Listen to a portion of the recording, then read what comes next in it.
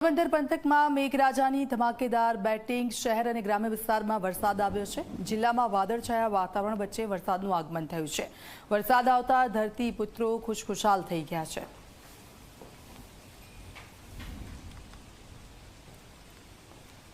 તો વાદળછાયા વાતાવરણની સાથે વરસાદનું આગમન થયું છે। ભારે ઉકળાટ, અસહ્ય ગરમી અને ત્યારબાદ જે વરસાદ આવ્યો છે તેનાથી લોકોને રાહત થઈ છે। વાતાવરણમાં જે ઠંડક થઈ છે તેના કારણે ખેડૂતો ખૂબ ખુશ છે, કારણ કે વાવણીની પણ શરૂઆત ખેડૂતો કરવાના હતા અને વરસાદની રાહ જોઈ રહ્યા હતા, સારા એવા વરસાદની। ત્યારે ખેડૂતોમાં ખુશી જોવા મળી રહી છે। પોરબંદરના આ દ્રશ્યો છે, વરસાદ આવતા લોકો ખુશ છે।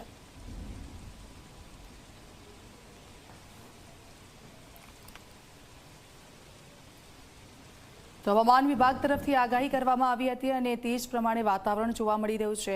આવનારા 7 દિવસ અલગ અલગ જગ્યાઓમાં વરસાદી માહોલ રહેશે। કેટલીક જગ્યા પર છૂટોછવાયો વરસાદ તો કેટલીક જગ્યા પર ભારે વરસાદની આગાહી છે।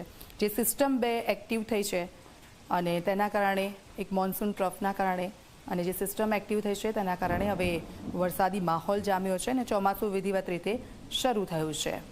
અજય શીલુ મારા સંવાદદાતા અમારી સાથે જોડાઈ ગયા છે। અજય, કયા કયા વિસ્તારોમાં વરસાદ છે, કેવો વરસાદ છે અને લોકોને ગમી રહ્યો છે આ વરસાદ?